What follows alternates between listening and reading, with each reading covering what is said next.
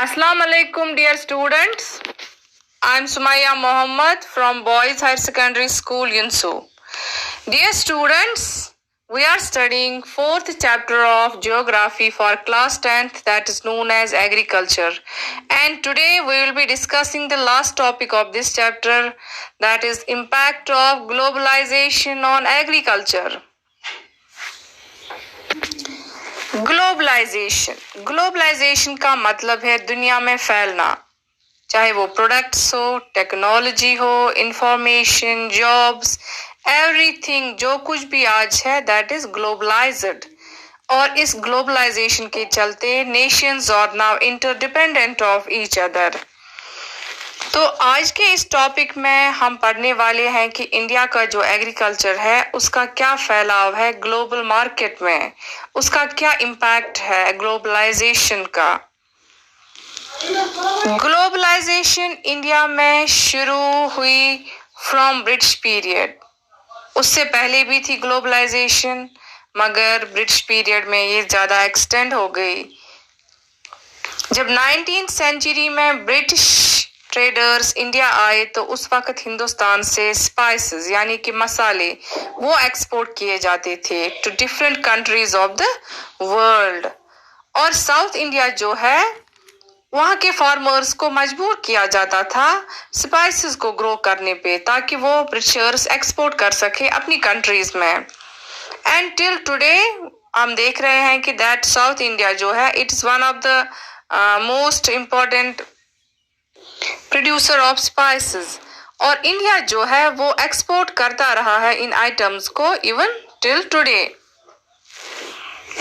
British period में cotton raw material export किया जाता था। ये ब्रिटिशर्स को जरूरत थी कॉटन के रॉ मटेरियल की अपनी टेक्सटाइल इंडस्ट्रीज में, जो कि इसको कहाँ पे थी, ब्रिटेन में।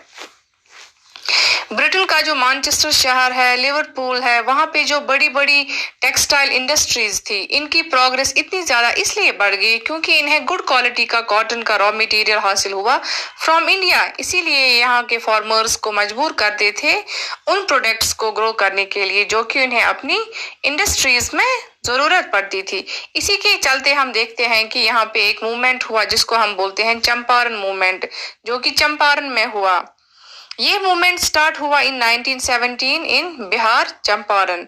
ये चंपारण के फार्मर्स जो है इनको ब्रिटिशर्स मजबूर कर रहे थे कि आप इंडिगो प्लांट्स ही ग्रो करो ज्यादातर, क्योंकि इंडिगो प्लांट्स जो है उनकी जरूरत थी ब्रिटिशर्स को अपनी इंडस्ट्रीज में इन ब्रिटेन टेक्सटाइल इंडस्ट्रीज में। ये इनको कपड़ों को डाइंग पर्पसेस के लिए इस्तेमाल किया जाता था। और जो वहाँ के फार्मर्स थे वो बाकी प्रोडक्शन नहीं कर पाते थे अपनी फैमिली को सस्टेन करने के लिए। तो इस वजह से इन लोगों ने फिर इस ब्रिटिशर्स के खिलाफ मूवमेंट स्टार्ट किया जिसको हम बोलते हैं चंपारण मूवमेंट इन 1917 इन बिहार। 1990 से ग्लोबलाइजेशन के चलते इंडियन फार्मर्स को बहुत सारे चैलेंज का सामना करना पड़ा। इंडिया तो प्रोड्यूसर था राइस का भी, कॉटन का भी, रबर का भी, टी का, कॉफी का, जूट का, स्पाइसेस का, बट स्टिल इंडिया कंपीट नहीं कर पाता है डेवलप्ड कंट्रीज से। इंटरनेशनल मार्केट में compete नहीं कर पाता है उतना, क्योंकि डेवलप्ड कंट्रीज की एग्रीकल्चर जो है, एग्रीकल्चरल सेक्टर वो बहुत ज़्यादा एडवांस है। वहाँ पे टेक्नोलॉजी है, मशीन्स का इस्तेमाल होता है, वहाँ पे इंटेंसिव लेवल पर फार्मिंग की जाती है as compare to Indian agriculture. तो इस वजह से इंडिया जो है वो इंटरनेशनली compete नहीं कर पाता है with advanced countries agricultural sector में। इंडिया भी कोशिश कर रहा है एग्रीकल्चरल सेक्टर को इम्प्रूव करने के लिए लाइक ग्रीन रेवोल्यूशन ला के, मगर इसको भी कंट्रोवर्सीज का सामना करना पड़ा, क्योंकि बहुत सारे लोग ये एलिगेशन लगाते हैं कि ग्रीन रेवोल्यूशन से लैंड जो है वो डिग्रेड होता है क्योंकि इसमें केमिकल्स का इस्तेमाल ज्यादा होता है। आज ग्रीन रेवोल्यूशन के बदले अब नया कीवर्ड है Gen Revolution, which includes genetic engineering. Genetic engineering is recognized as a power supplement in inventing new varieties of hybrid seeds. इस genetic engineering के इस्तेमाल से अब hybrid seeds invent किए जाते हैं जिसमें chemicals का इस्तेमाल कम हो और जो hybrid seeds है उनकी production बहुत ज़्यादा बढ़ जाए।